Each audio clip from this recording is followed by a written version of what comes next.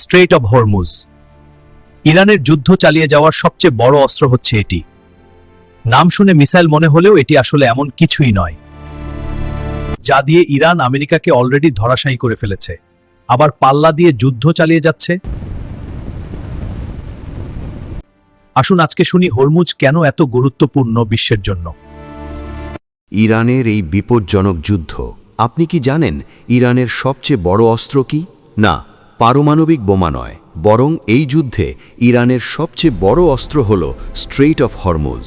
দেখতে এটি ছোট একটি জায়গা, কিন্তু বাস্তবে এটি কোনো সাধারণ পথ নয়। একসময় বলা হতো এখানে বড় জাহাজও ঠিকমতো ঢুকতে পারে না, কিন্তু আজ এটি পুরো বিশ্বের অর্থনীতির সবচেয়ে গুরুত্বপূর্ণ জায়গা। এটি তেল ও গ্যাস পরিবহনের একটি গুরুত্বপূর্ণ আন্তর্জাতিক নৌপথ। এই ছোট পথের আশেপাশে রয়েছে এমন দেশগুলো যেখানে বিশ্বের সবচেয়ে বেশি তেল উৎপাদিত হয়। বিশ্বের মোট তেল সরবরাহের প্রায় 20% এই জলপথ দিয়ে পরিবাহিত হয়।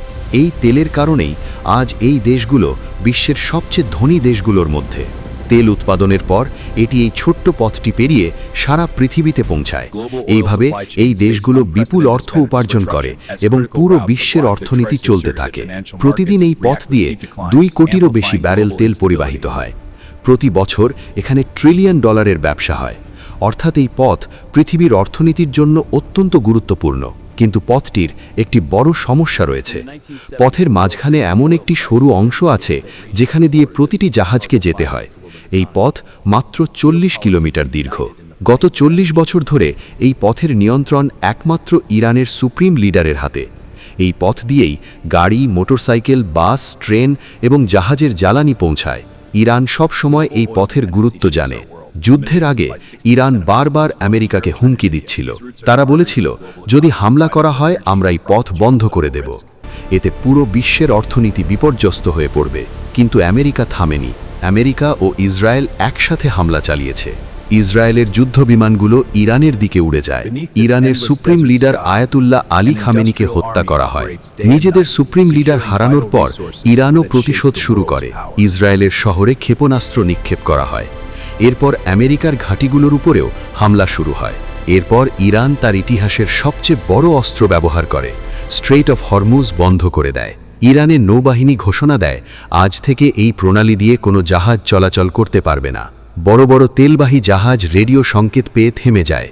এই জাহাজগুলিতে রয়েছে মিলিয়ন মিলিয়ন তেল। এর ফলে অনেক দেশের তেল ও গ্যাস শেষ হওয়ার পথে। বিশ্ব অর্থনীতি দ্রুত ক্ষতিগ্রস্ত হচ্ছে। ভারত, চীন, জাপান সহ বড় অর্থনীতিগুলো হানির মুখে। পাকিস্তানেও তেল শেষ হওয়ার পথে। বাংলাদেশ ও আফ্রিকাতেও একই অবস্থা দেখা যাচ্ছে। নাইজেরিয়ায় 3 বার পেট্রোলের দাম বাড়ানো হয়েছে। ইউরোপেও দাম বেড়েছে। গ্যাসের দাম 50% এবং তেলের দাম 27% বেড়েছে। মাত্র কয়েকটি জাহাজ ব্যবহার করেই ইরান পুরো বিশ্বের অর্থনীতিকে নিয়ন্ত্রণ করছে। এছাড়া ইরান স্ট্রেটের নিচে মাইন বসিয়েছে। যে কোনো অননুমোদিত জাহাজ ধ্বংস করা হতে পারে। তবে এটি প্রথমবার নয় যে কোনো মুসলিম নেতা তেলকে অস্ত্র হিসেবে ব্যবহার করেছেন। প্রায় 50 বছর আগে সৌদি বাদশাহ শাহ ফয়সালও একই কাজ করেছিলেন। তেল রপ্তানি বন্ধ করে তিনি বিশ্ব নেতাদের চাপে ফেলেছিলেন। আজ ইরানের সুপ্রিম লিডার একইভাবে স্ট্রেইট অফ হরমুজ বন্ধ করে বিশ্ব অর্থনীতিকে নাড়িয়ে দিয়েছেন। স্ট্রেইট অফ হরমুজ বন্ধ হওয়ার ফলে 2টি সম্ভাব্য ফলাফল হতে পারে। প্রথমত, ইরান দীর্ঘ সময় পথ বন্ধ রাখলে বিশ্বের অর্থনীতি দুর্বল হয়ে পড়বে। তখন অনেক দেশ আমেরিকার ওপর চাপ সৃষ্টি করতে পারে। দ্বিতীয়ত, যুদ্ধের আগেই ইরান আমেরিকাকে হুমকি দিয়েছিল। তারপরেও হামলা চালানোর ফলে পরিস্থিতি আরও ভয়াবহ হয়ে উঠতে পারে। প্রায় 50 বছর আগে ইরান ও সাদ্দাম হুসেনের উদাহরণ দেখা যায়।